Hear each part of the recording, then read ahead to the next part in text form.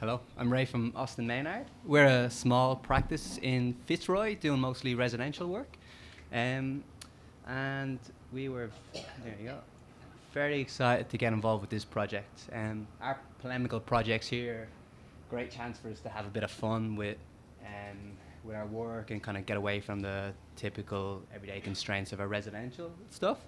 So we have like a suburban eating robot here on the right-hand side of the screen, or a mobile parliament down here on the bottom, where the citizens change the spaces depending on how they're feeling about the politicians at the time. So the site we're on right now is a bit more compact than we usually deal with, but a family of four coming to us looking for their forever house is a very typical thing that we, come across and deal with. So a lot of the time we try and resist the urge to design to a bloated brief and try not to give a family, what are becoming the biggest houses in the world here.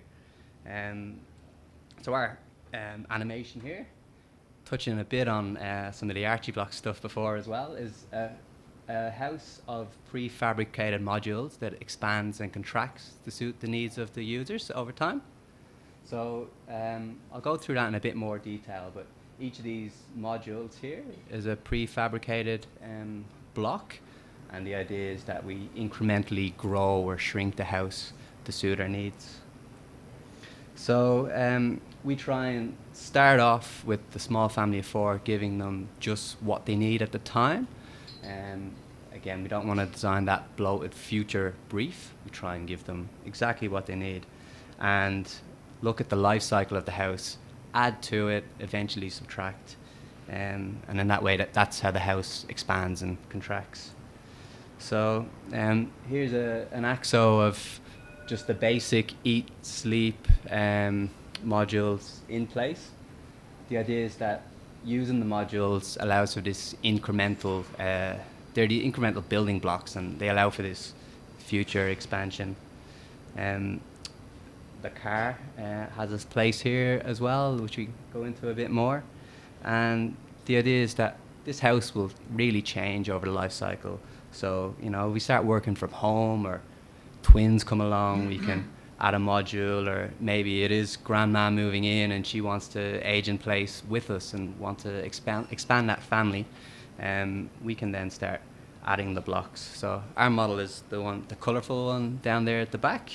The module on the ground is one that's just been delivered to site and is ready for our rooftop crane to then pick up and add to the structure.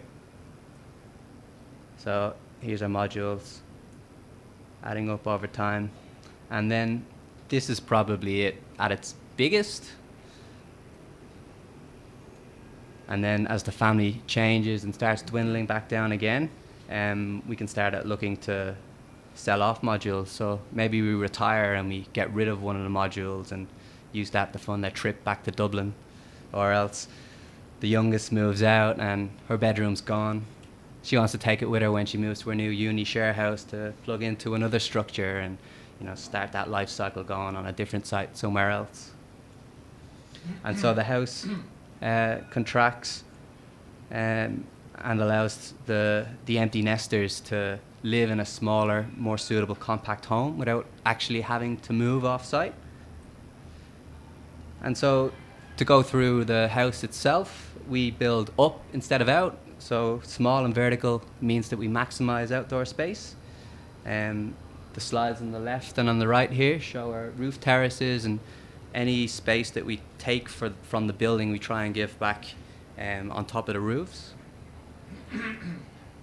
And each module itself is a structural entity wrapped in a skin to suit its use.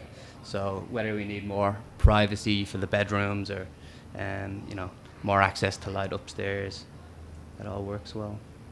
And so to go through the plan, we tried to keep the ground plane, this plane that we're on here, as little footprint as possible.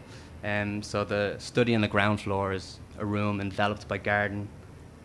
And then 2 stories up, we have 2 bedrooms that will face that lovely mural outside. And on top of one of the bedrooms, there's a herb garden that's at the same level as the kitchen.